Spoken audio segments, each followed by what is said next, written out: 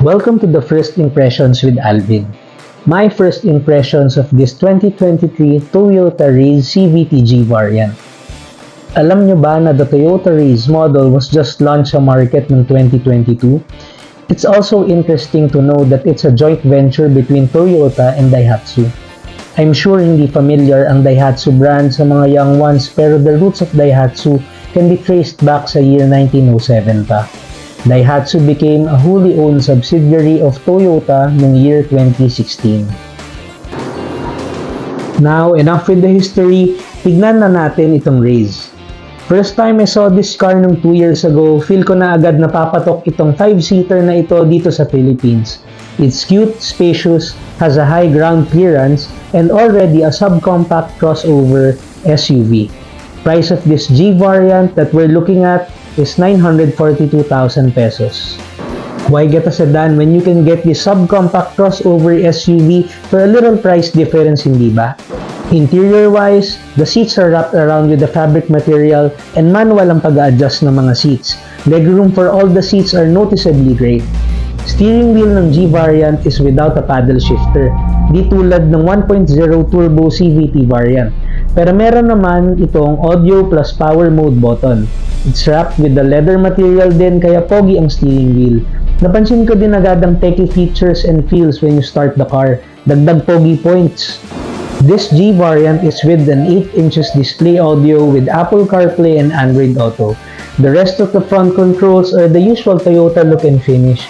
Napansin ko lang na parang the front area lacks storage and compartment para sa mga gadgets natin. Windows are all automatically controlled, and this car also has noticeably great ceiling height. I say it's a great startup car for small families. It's also a great first car for young professionals as well. Forgot to mention about the back seats. Natutupi din pala ito just in case you need more space and storage sa likod. Well, I can't think of any negative things about this car. It's a good car at its price point of close to 1 million pesos. It's a Toyota, so for sure it's easy and cheap to maintain.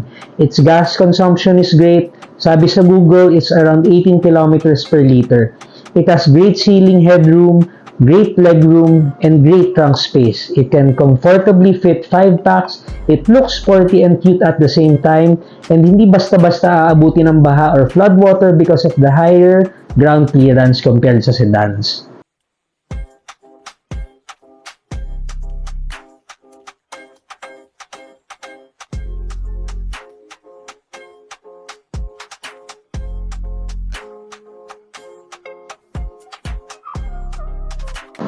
Sa likod naman tayo to show you the trunk space.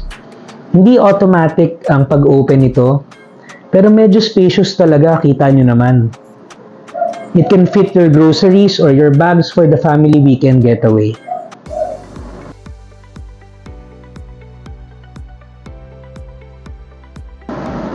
Sayang di ko lang talaga napakita and nakuhaan ng video, but you can fold the back seats for that needed space kung kinakailangan nyo ng additional space sa trunk.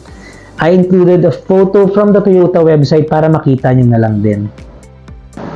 Engine of this GCVT variant is WA-VE 3 cylinders inline 12-valve DOHC with dual VVT-I. Displacement is 1,198 and output is 88 and torque is 113. Sabi nila underpowered, sabi naman ng iba the engine is perfect for it considering the price range. It gets the job done. It can go from point A to point B without lag and trouble. It can conveniently run smooth kahit sagad sa 5 people ang sakay. So okay na din ito. Hindi lang siya kabilisan because of its small engine. Upon checking this February 2025, the price range of the Toyota 2025 Raze ranges from 757,000 pesos to 1,074,000 pesos only. Thank you for watching. Please like and subscribe for more contents like this. Thank you.